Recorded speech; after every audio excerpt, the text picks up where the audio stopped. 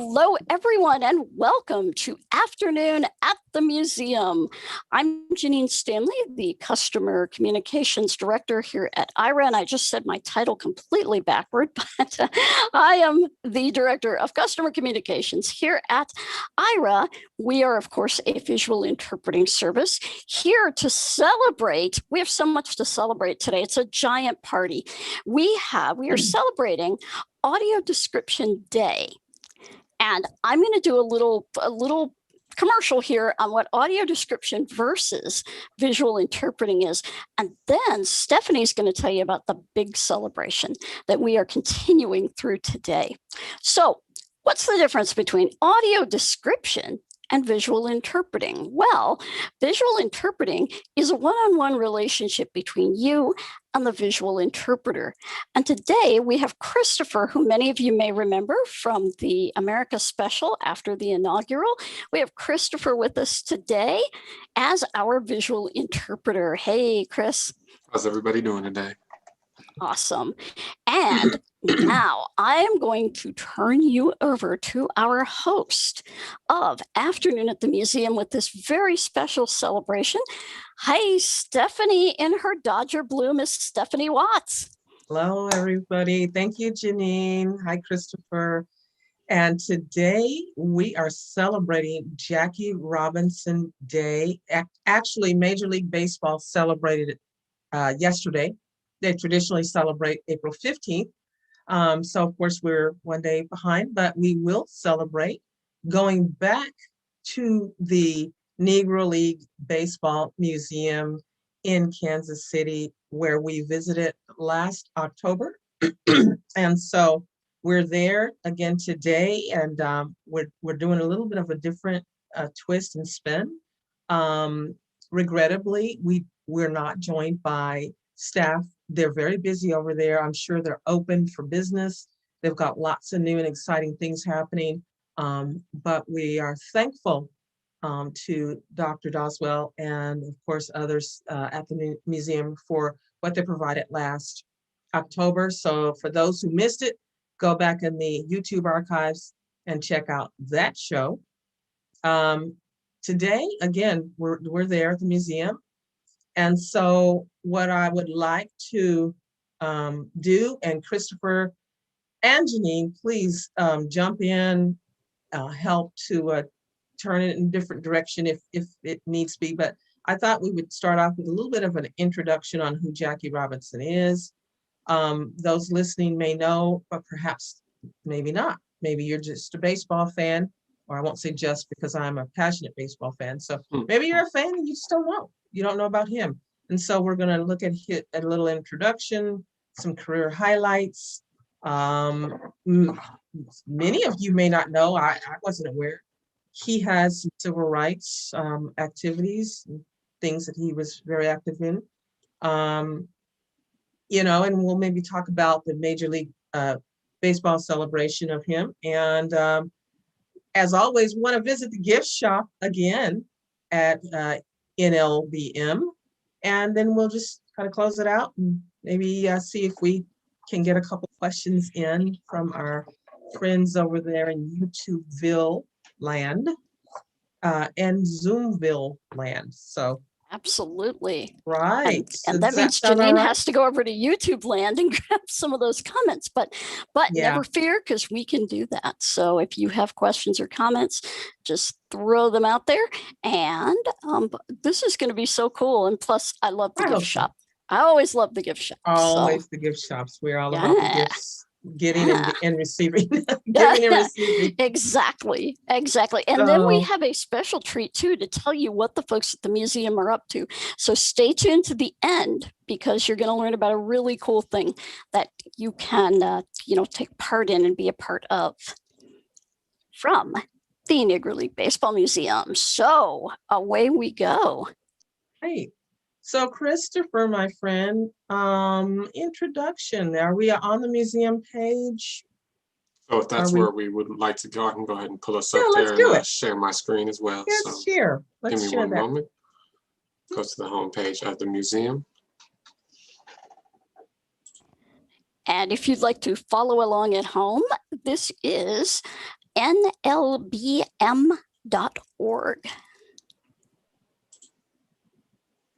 All right, so everybody should be seeing my screen now. So we have the homepage of the museum itself.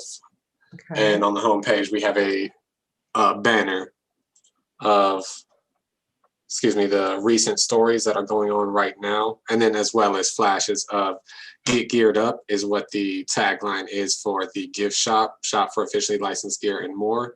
But we'd like to try to go past that and see what's going on with the rest of the museum today. So as I go on, their legacy plays on. Learn more about the NLBM. So what I see here is a mock baseball field with player statues, all in bronze, at their positions along the field. And there's as I said, there's a tagline there to learn more about the NLBM. So as I click this, we have a banner comes up and we see what looks to be a series of celebrities. I know that looks like maybe former baseball players, maybe even celebrities themselves visiting the museum, speaking at a podium. And just about the NLBM, the Negro League Baseball Museum is the world's only museum dedicated to preserving and celebrating the rich history of African-American baseball and its impact on the social advancement of America. The privately funded 501c3 non-for-profit organization was established in 1990 and is the heart of Kansas City, Missouri's historic 18th and Vine Jazz District. The NLBM operates 2 blocks from the Paseo YMCA, where Andrew Rube Foster established the Negro National League in 1920. And Christopher, I'm going to just jump in real quick to share with people who, and again, another reason to go back to the October show. One of the things that we were told about this museum that was really cool is they have a way of moving, if you will, people through. And so the field that Christopher just mentioned with the statues of players actually in their positions is not something you get to right away as they move you through as a museum guest. And I'm not going to give it all away, but they have a way of actually moving you along so that you go through a series of other exhibits and things, and you end up on this particular field. So you are routed, if you will, in a different way. But at some point, as you're getting routed through the museum, you will ultimately come onto that field. And it's I would imagine, just an amazing experience. Next almost best as if thing you're to moved be there. through history. Yeah. They move you through history, and then you're actually on the field where you can be near or stand next to these statues. So again, revisit that show for information about how Dr. Doswell explained that, because he gave an excellent explanation of their process.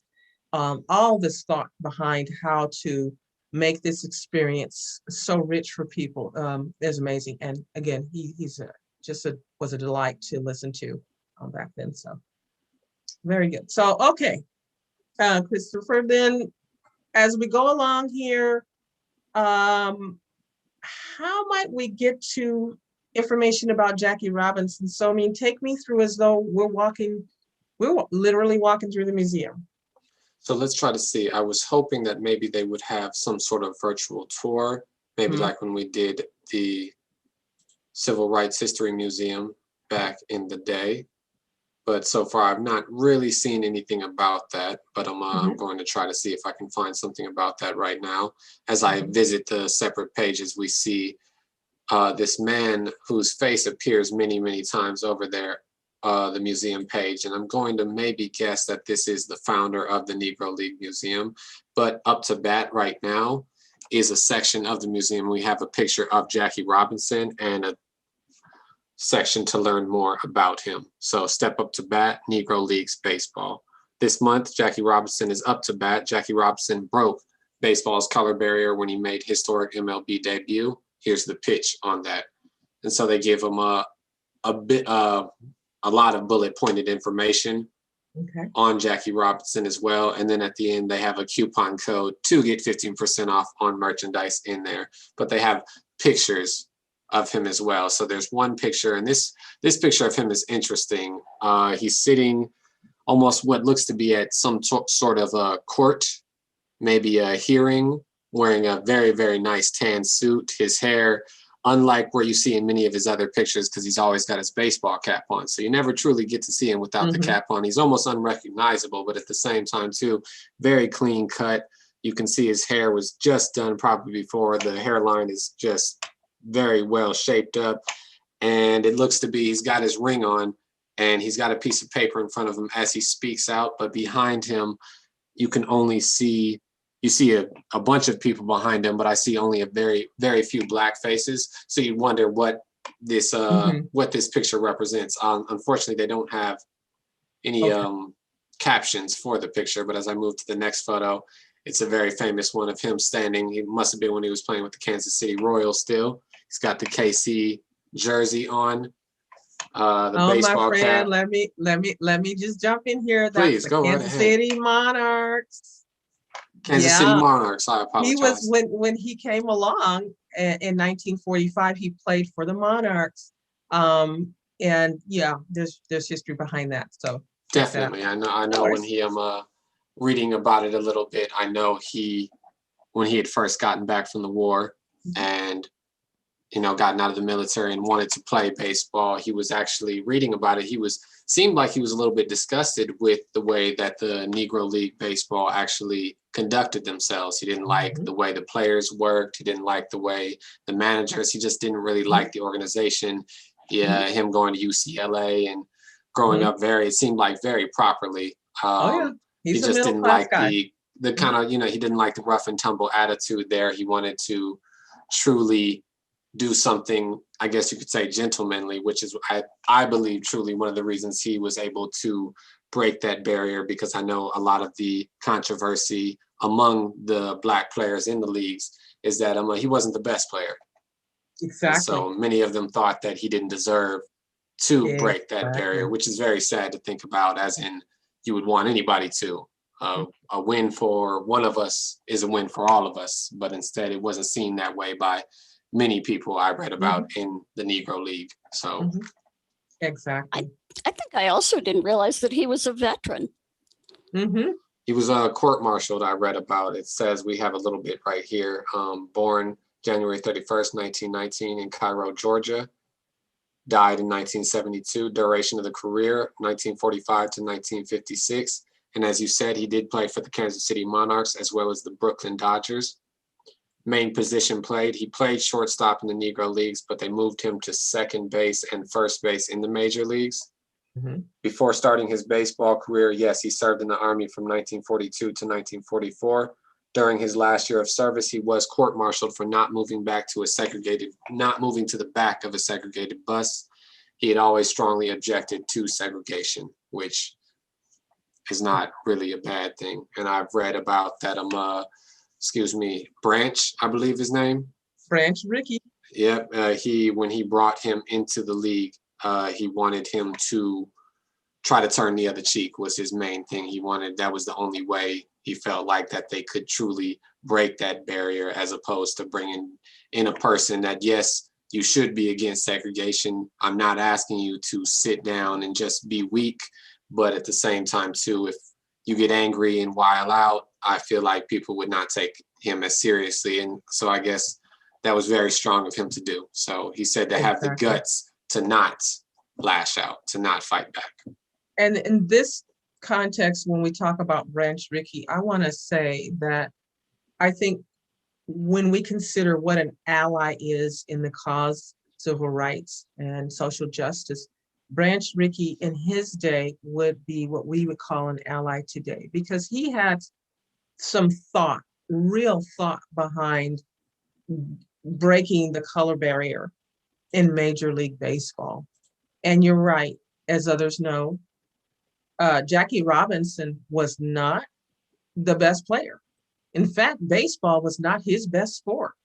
He was, I think, a football player and basketball and track star at UCLA. So baseball was more or less like, oh, well, okay, I'll do that too, because he was a tremendous athlete. So again, Branch Rickey, I celebrate him as a good ally to have considered how best to break the color barrier you know, and I get that the other men might have felt the way they felt. I mean, for all the reasons they did, but I still celebrate that we have a person like Jackie Robinson who was able to break the color barrier. Exactly. With the assistance of Branch Rickey, and Branch Rickey's forward thinking, and again, you know, being with the Dodgers and deciding this is the right time and the right place, and Jackie's the right person. You know, it could have gone all the way different, but yeah, fortunately for all of us, it went well. Even though Jackie suffered a lot. So, alrighty. So as we look at another part of the museum, I see it's called Tipping Your Cap. So the presidents are, because this is the centennial anniversary of the Negro League Baseball Museum, the former presidents, we have Barack Obama, Jimmy Carter, President Bush, as well as President Clinton, all tipping their hats towards the museum. And it looks like 6/20 on the date of 6/29/2020. So we have a part of the museum that is dedicated. It's called the Robinson family. So Jackie Robinson families tip their cap to the Negro League Museum, and it shows a YouTube video of what looks to be 4 women sitting outside on a terrace along a brick wall beside what looks to be a pool, maybe even a small pond. We see the woods behind them, a gas grill to the right side, all smiling, a little dog on their laps.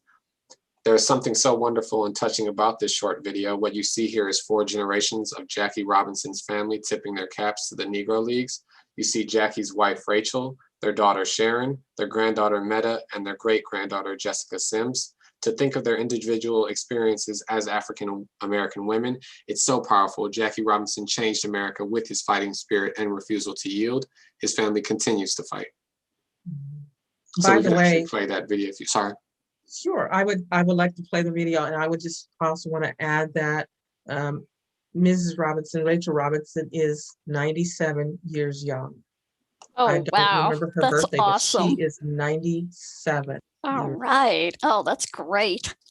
Yeah. That is just, that's incredible, just to, yes, make it. And to know that to know in life that stress, to know as we get to this day and age and know that science, how we've learned things with medical advancements, and know that stress is a very, very, very big factor in people's lives and health. And to know the stress of coming up as not only a Black person in America, but also as a woman through these days and age, how much stress she went through. And yet here she is sitting right there, still smiling, still lovely. And it is just, as you said, it is incredible to know that it's sometimes very stressful with me. I think about to get up in the morning and come sit down at the computer desk and get ready for work. And I can't imagine. So yes, they tip their hats to them, but we should all be tipping our hats to them as well. So exactly. So shall we check out the video? We will go ahead and play that. I imagine it's not a very long video, so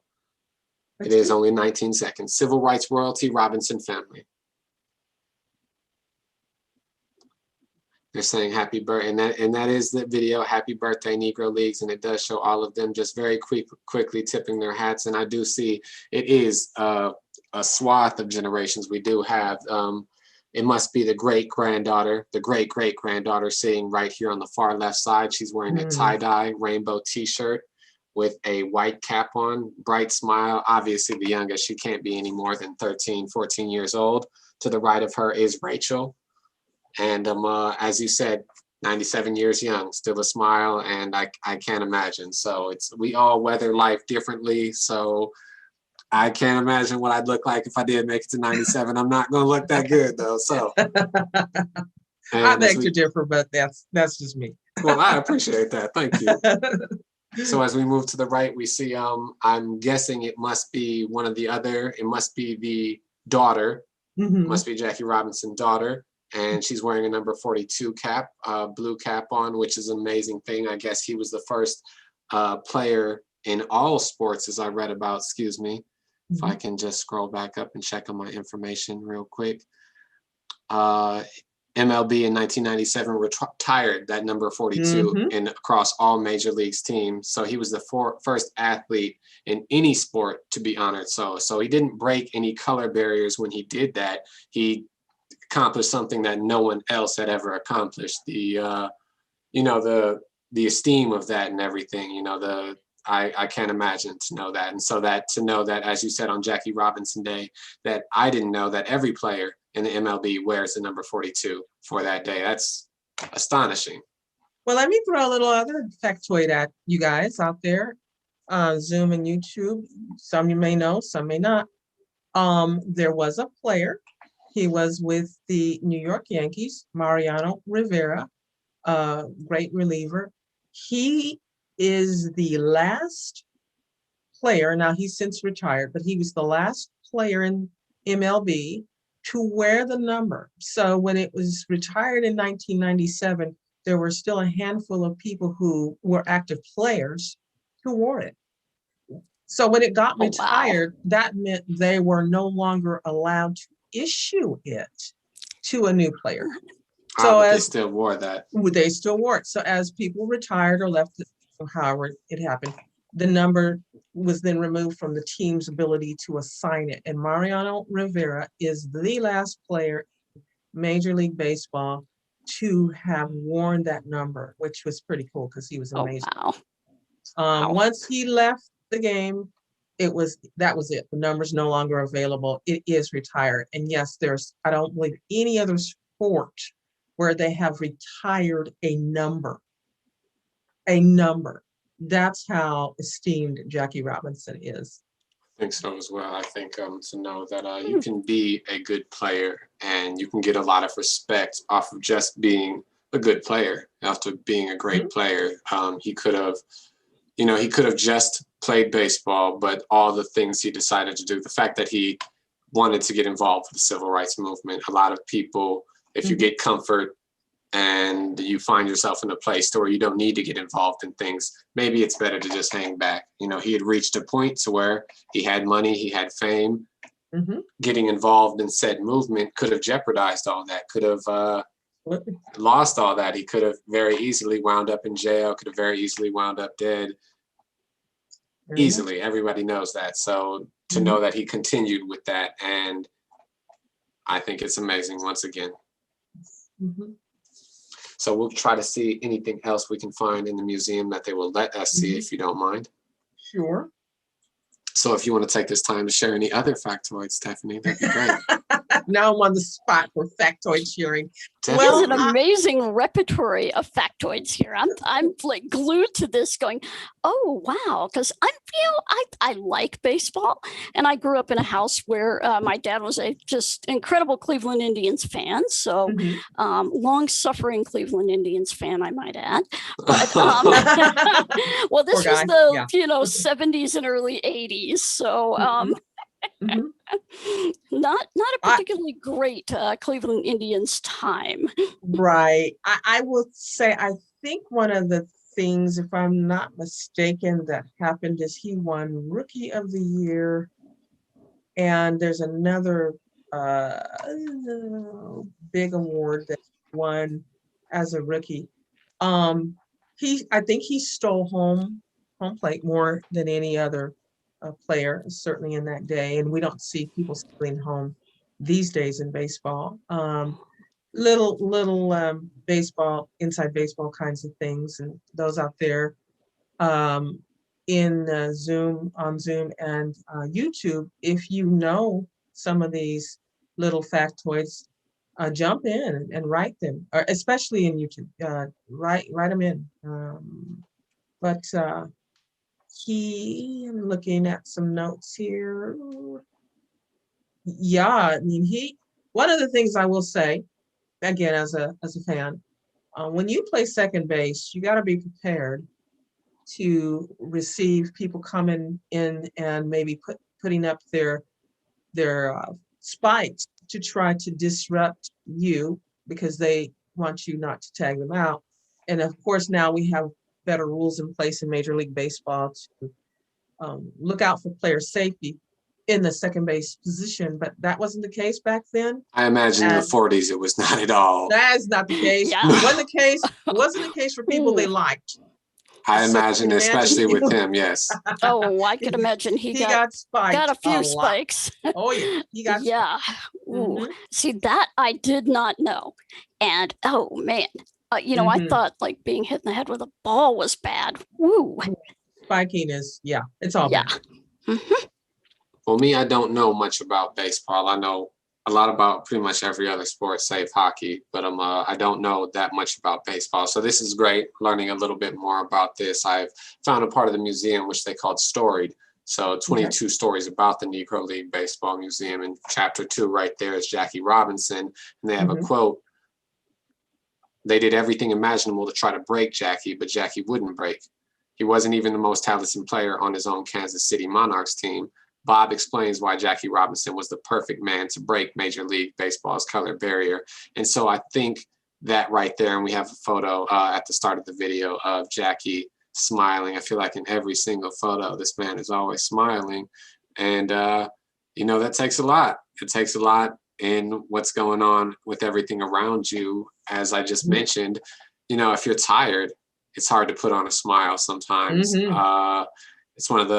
I think it's one of the best quotes with Ira that we always try to remind agents to, not force it, don't force, but make sure you just got a smile on and everything, because very, very much so, even if you're just listening, you can hear a smile. So just in that, everyone's eyes in the United States, baseball really was America's pastime back then, truly. I know that the favor has shifted, not so much, but the truth was back then, that was the sport. That was what it was to be an American, and all eyes were on him.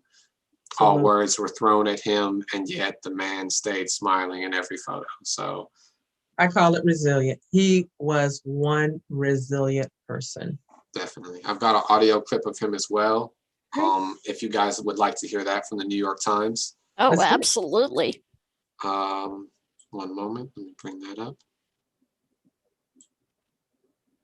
So he was being interviewed by Bob Wolf. Let's see if we can hear. Can anybody hear that? No. Let's see if we can get that. Let's hear that a little bit better. One moment. If we cannot, I apologize, but give me 1 second. Now, this, folks, is what it means to have a visual interpreter. We can ask Christopher to, go to different parts of the museum. We can have him pull things up like this. We can even have him go off the museum site and out to YouTube or somewhere else to actually, I'm sorry, not YouTube, let's try Google, to go out and look for different facts, different kinds of things about the experience that you're having.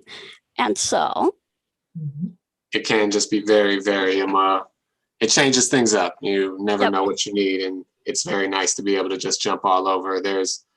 It's crazy how much information is available nowadays that wasn't available back then. Used to have to jump on a bus, go to the library, look in a book, everything like that. So yes, now oh my gosh, you don't have to do that anymore. Right there on your screen. Let's see. Well, we love the library and we love the books, but we also have this to augment what our libraries and books can give us too. And I think that's really awesome. The same way Ira is just an additional tool. That's all that the internet can be. So let's see if we can hear this. One moment. Oh, hold on. It is an interesting, I really would like it to be heard. Now if you go to screen sharing, Chris, you can actually check hear computer audio, and that should get it, hopefully. That should get it. Yeah. Can we start it over? Yes. Can you hear that though? We can hear it. It's low, but at least we can hear it. So let's see if I can, as you said, let's see if I can augment this a little bit. Now, the audio isn't great just because it's from it's older. Probably fairly old. Oh yeah.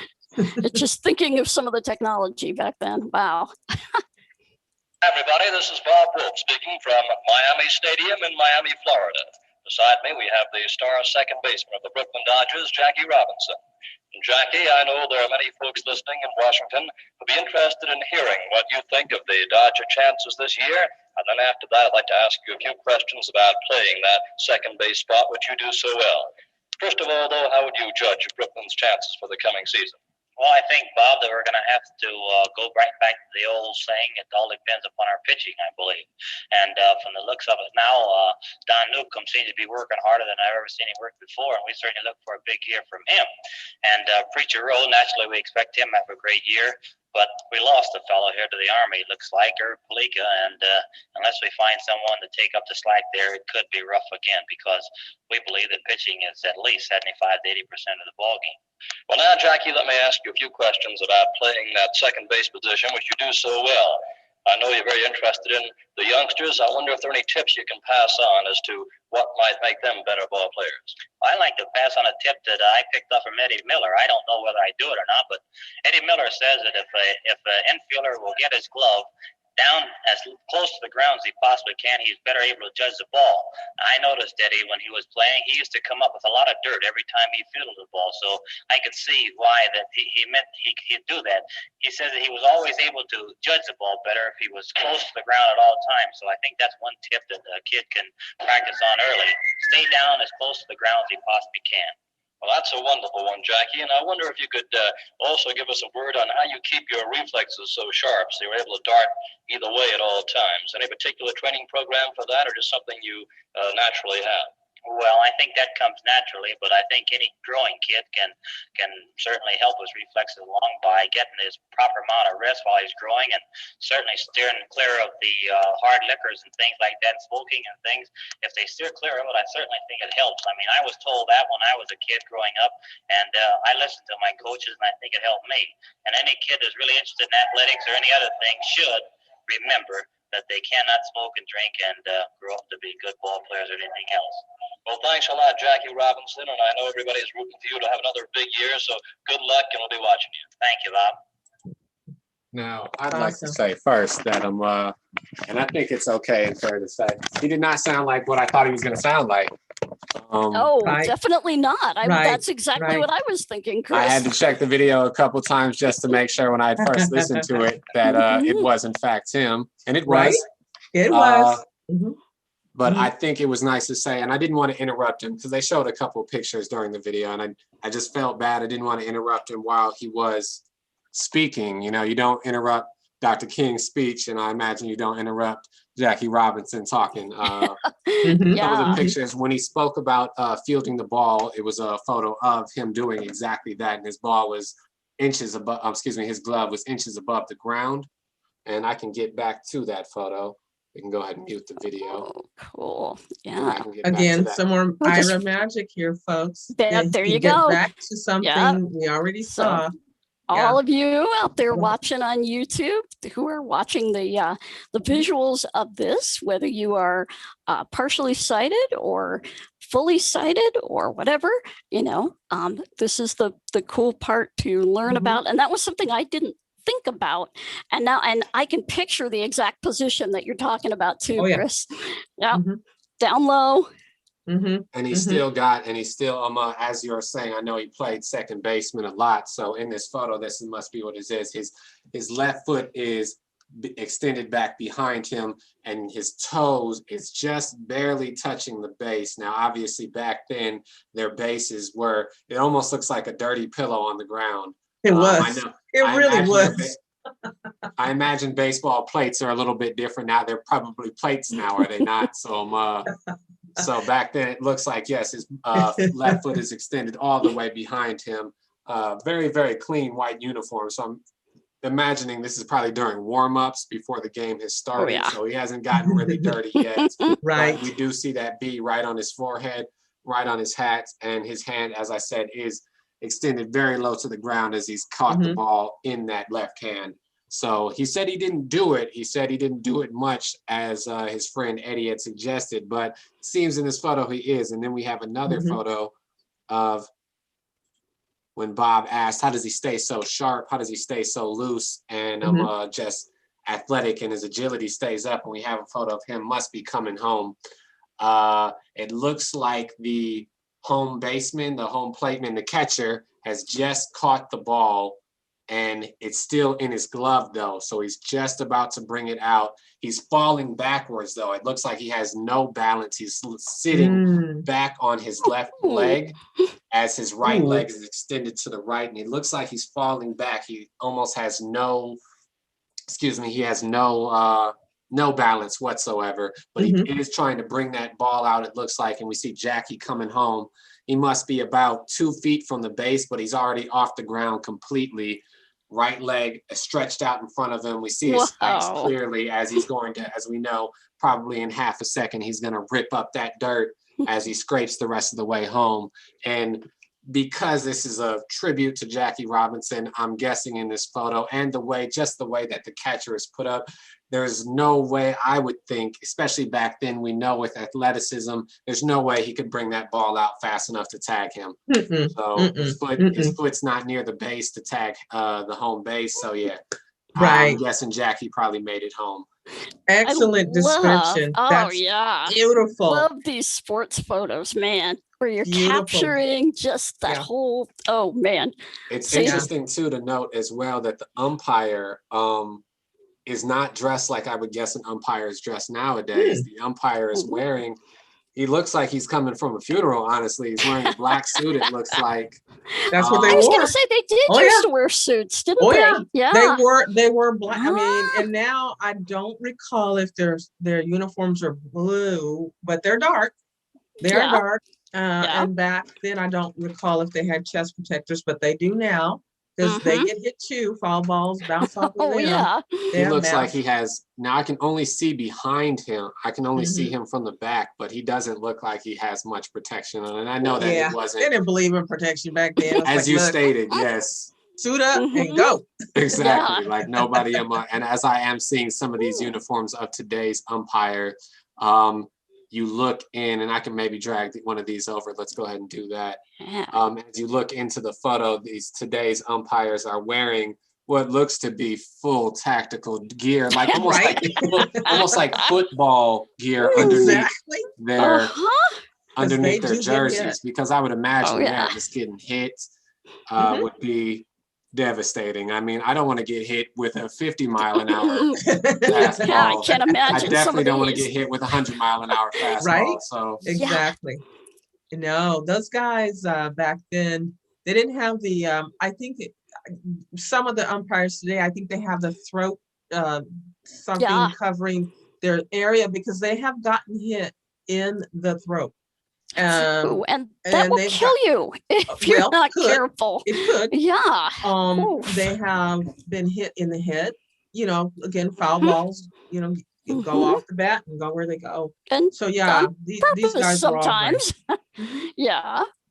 I'm not ashamed to say that I'm not brave enough to play that position. Yeah, I was gonna say, bravest guy out there, the umpire. Yeah. Right. Exactly. I also I played football in high school, and I was definitely not down to be the guy to hold the ball for the kicker just because. That one always scared me. See, I'd be doing a Charlie Brown on that one. I'd be. But it was like an accidental Charlie Brown. I wasn't trying to play a joke. I was scared. Yes. Oh my goodness, that's too funny. Wow. So, Christopher, do we have anything in the museum that talks about Jackie's stats that you can share with us? Let's go ahead and take a look. And if not, I know I can just find those online. That is no problem whatsoever. Not a problem. Not a problem. Those, of you guys pictures. Out there, yes, and in YouTube, put your and Zoom as well. If you know some stats about them, put them in. Put them up there. Put them up there. Now, is that the lovely stat you shared with us about the fact that he has the home, he's slid to home the most? Is that what you said? Home run steals. So.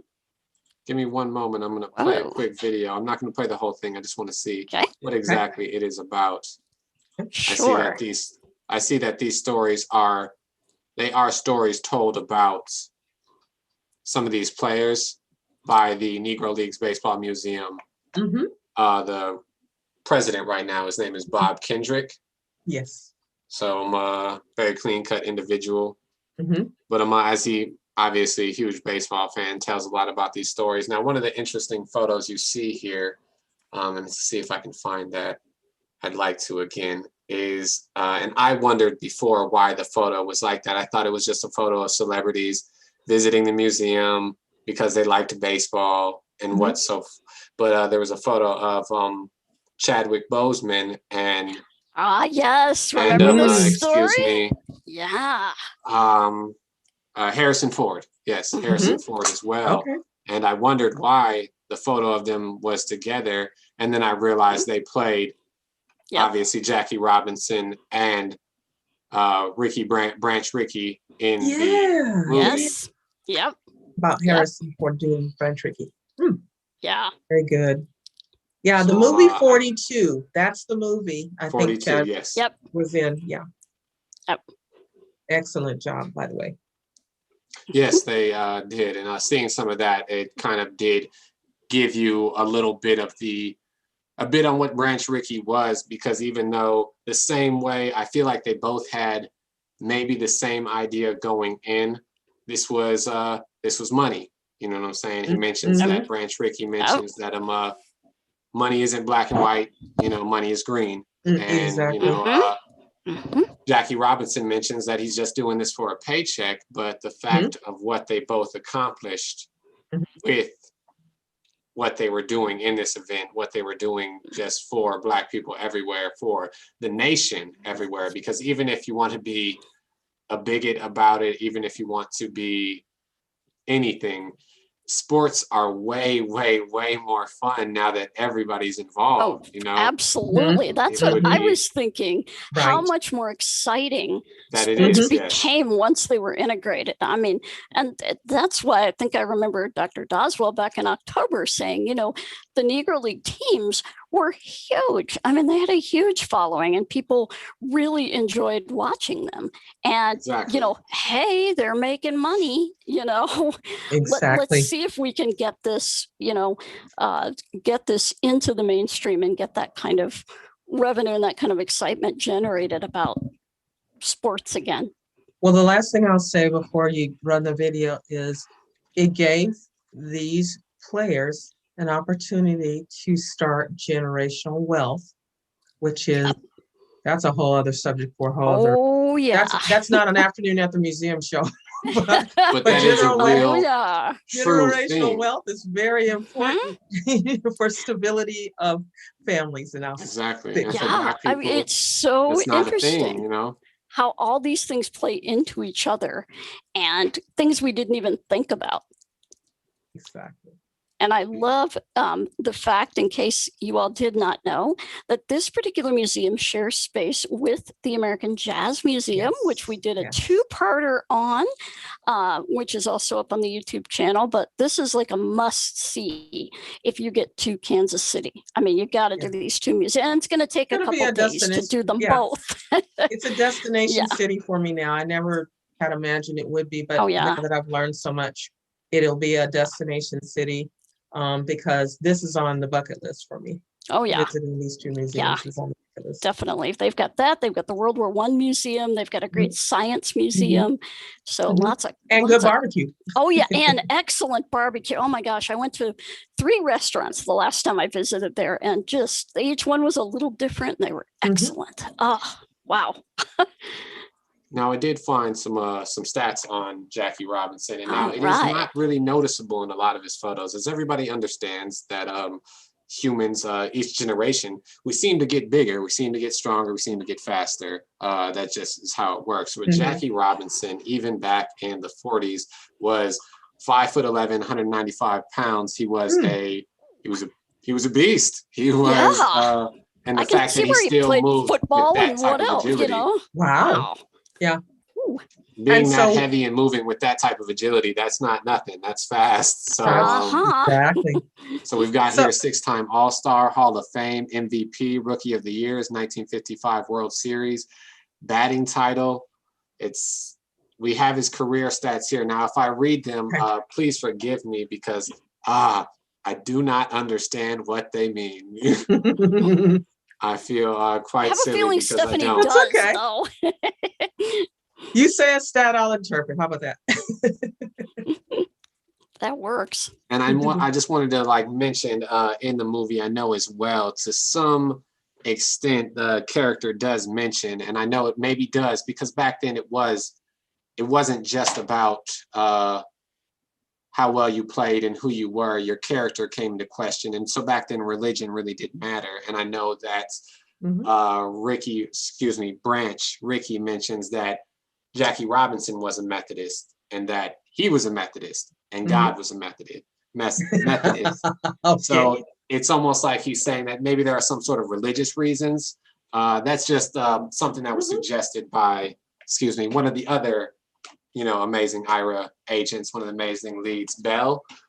Huge baseball fan. I really wish maybe she would have had time to do this just because. All the stuff we don't know about the agents. All right. So, but yes, she definitely shared a little bit of this information with me to help me get ready for this. So I had to just give a shout out to her. Thank you, Belle. Thank you, Belle. So Christopher, did we have a video or? Yep, I'm going to go ahead and get back to that video. And I did want to just say that I did find that photo of the president of the Negro League Museum standing with Harrison Ford, Chadwick Boseman, as well as one of the other actors in the movie. He was the reporter. I apologize, I do not know his name, but they all have the Kansas City Monarch jerseys on, or they're holding them. And rest in peace, obviously, to Chadwick Boseman, who did pass away. He did an amazing job portraying Jackie Robinson. But let's go ahead and find that video of. Okay.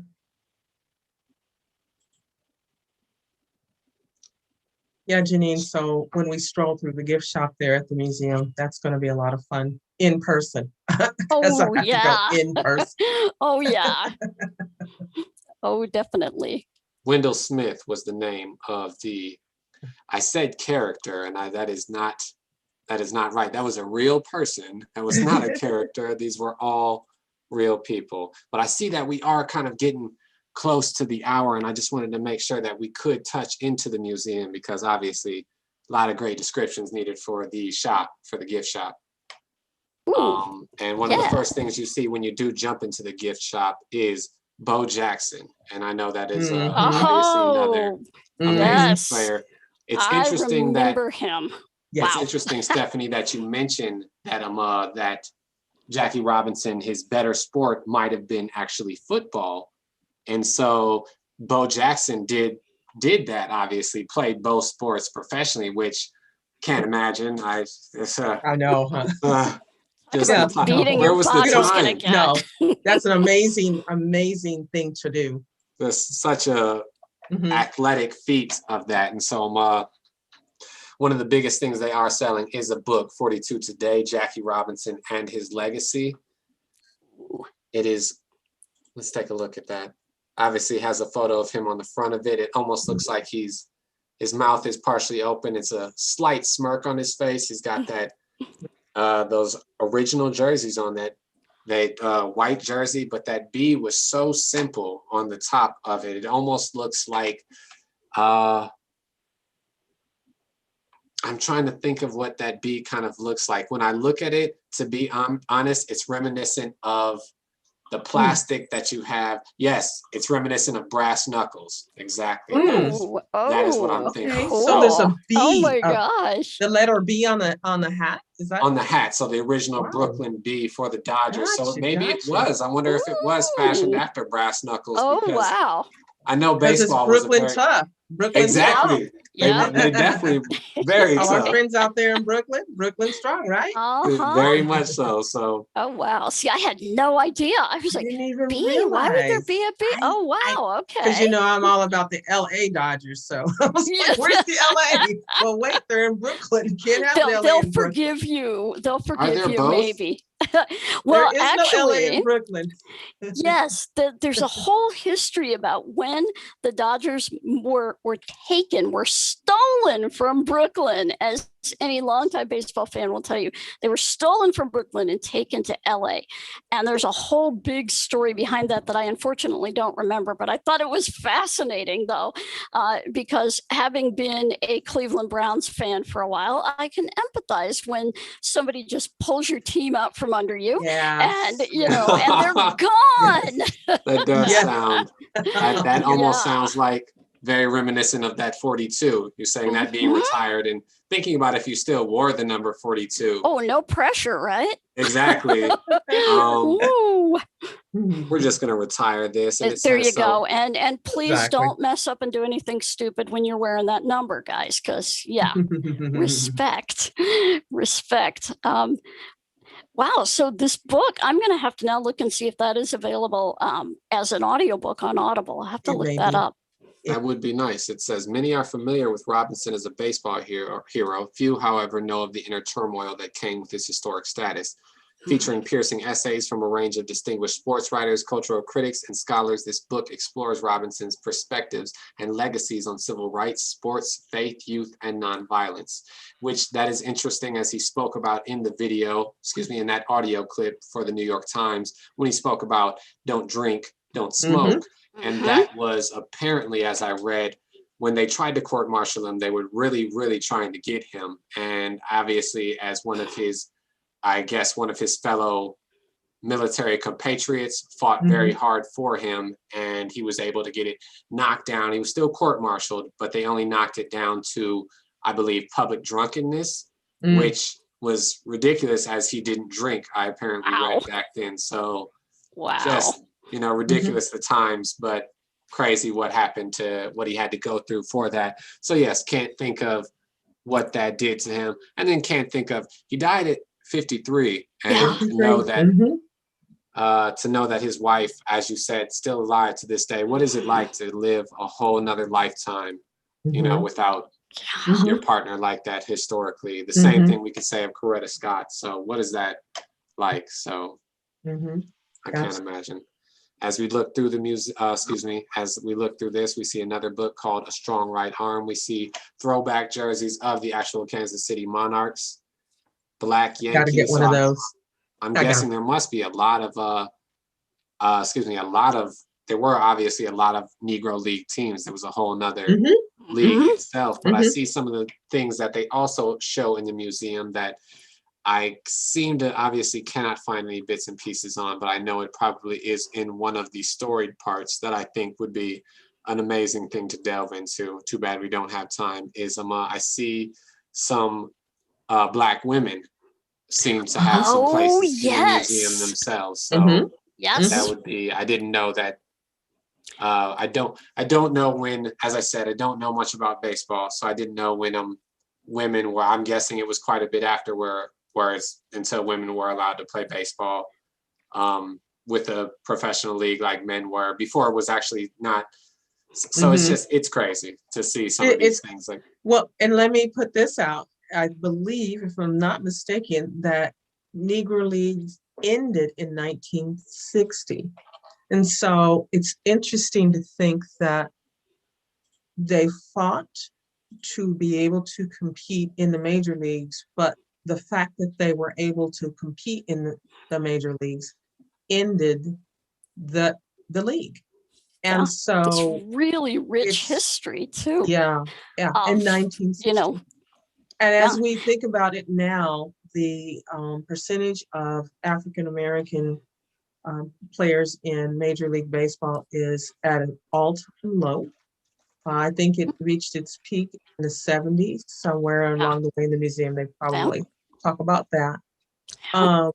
And so as we near the top of the hour, Christopher, do you think we have time for the video or I can definitely play the video. Let's pop back there. And while Christopher is popping back to the video, we will tell you about a podcast that if this is really interesting to you, you're a baseball fan, and this is really some cool stuff. Stephanie, tell them about the podcast that we discovered through pure serendipity. This is so bizarre. I love the word. I know, because it totally fits here. It just yes. Wow. The Negro League Baseball Museum through, forgive me, Dr. Bob, I am blanking on the last. They have a podcast just released yesterday. First episode came out yesterday. It's called Black Diamonds. I happened to find it through SiriusXM because I'm a subscriber of SiriusXM, and it was announced there at another show that I was listening to. But I would imagine you can find Black Diamonds in your podcast, your choice. Yep. I got it through Overcast. I found it there, and it was a great first episode of the podcast. Yes, really well done. And Dr. Bob, as the president of the museum, is, I believe, the host of, will be the host of all of the shows. He certainly was on yesterday's episode. And so it is an amazing podcast. It talks about, things we touched on today as to how it was that Branch Rickey came to choose Jackie, and how it was that Jackie Robinson was available to be chosen. Because he clearly could have said, well, thank you. This isn't my major sport, my favorite sport. This is third on my list of sports. Locked bear, don't know that I want to do it. I'm a middle-class kid, grown up in California, went to school at UCLA, for all the reasons we can imagine, and then some. He could have said, no, pick somebody else. And where would we be? So I will stop there, Christopher. Now we'll go ahead and hit play. Okay. All right. Give me one moment. Hitting play now. Sure.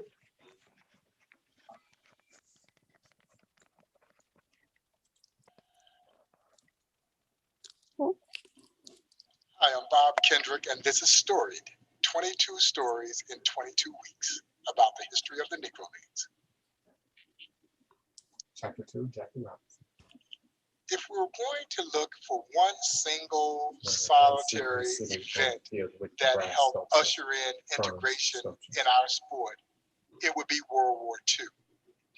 And of course, here you have the sentiment of young Black soldiers dying, fighting essentially the same racism in another country that we were being asked to accept here at home. That led to the movement of our so-called national pastime.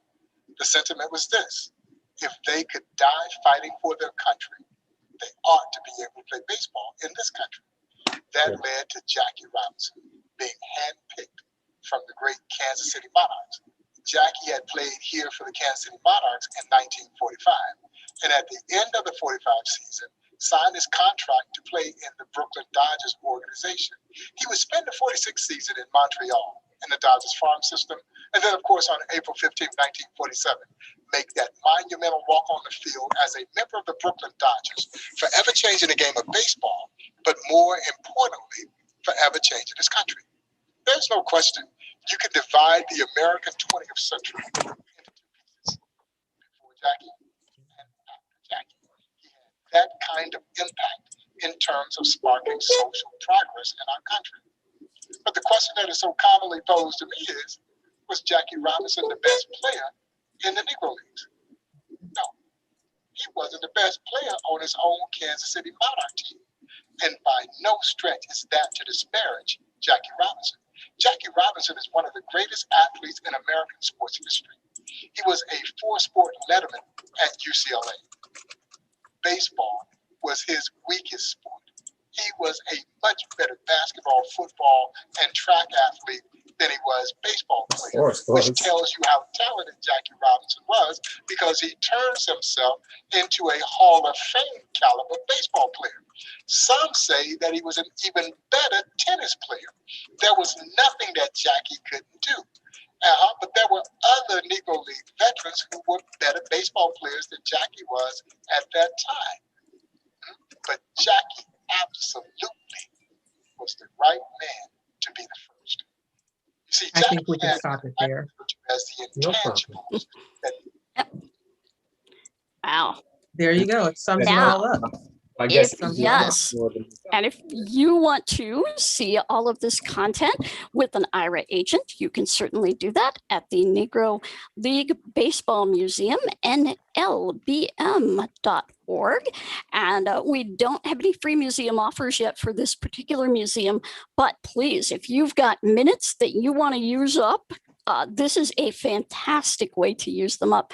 And Stephanie, before we go, we're going to give the surprise, and everybody please listen to our original broadcast about the Negro League Baseball Museum. But when you come in, you're literally behind the fence. You're looking at that field and you can't get there. You have to journey through this museum in the way that the players journey to the major leagues to be able to get there, right? That's correct. You cannot get through there. As I mentioned at the outset, I call it the Field of Dreams. I think they have a different. I think it's the Field of Champions or something. But boy, yeah, but I mean, imagine being a player and just wanting to make it to the majors, especially then. You didn't have a chance to make it to the majors. Your majors was the Negro League baseball teams, and so you journeyed. And so the museum is set up in that way to walk participants through, and you come onto that field at the very end of your tour of the museum, and you're actually out literally on the field standing next to the statue, so that you get the feeling of what it's like to have made the journey and made it to the big league. So yes, that's absolutely. All of the positions are represented by players. I think they even have an umpire out there, which is really pretty cool. Yeah.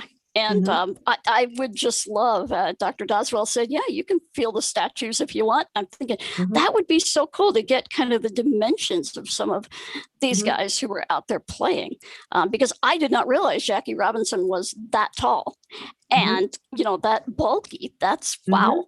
I don't know why I didn't think so, but we don't think about size and not really.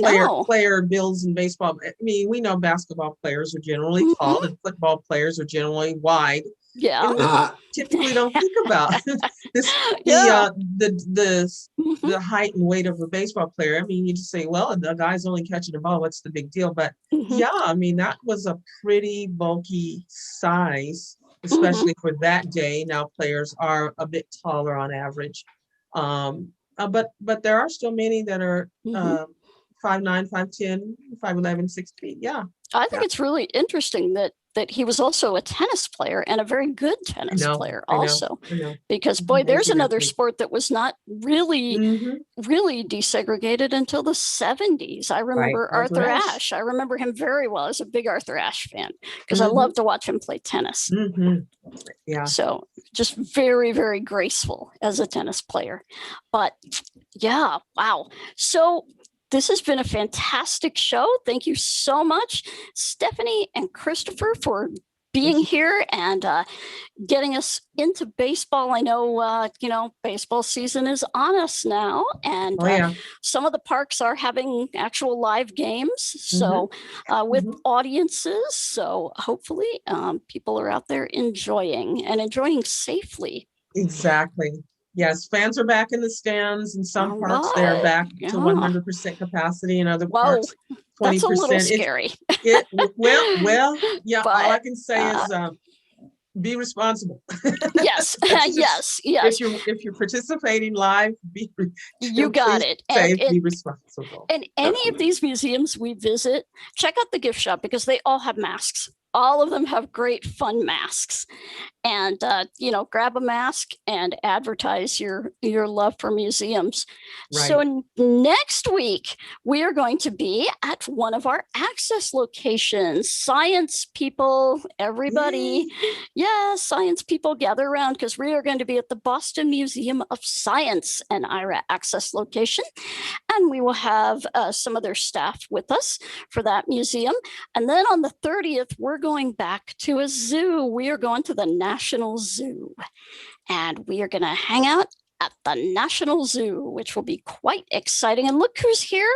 It's Ryan Bishop, who's going to be our host for the National Zoo Show. Woo! I am With so excited Stephanie for and that I. one. Oh, yeah. Oh, yeah, we're Yay. psyched. And they are another one of our access partners as one of the Smithsonian museums. And then in May, we are going to New Zealand. We are going to go to the American Printing House for the Blind Museum. And then we're going to finish off our Afternoon at the Museum series with a very special episode for veterans on in honor of, it's not actually on, but it'll be in honor of Memorial Day. So stay tuned for that one. Lots Yeah, of big awesome. shows coming up. I'm Oh, excited. yeah, Yes. most definitely. Most definitely. Well, thanks, everybody. And we will see you next week at the same time. Thank you once Thank you, again. guys. Guys Thank are you all. amazing.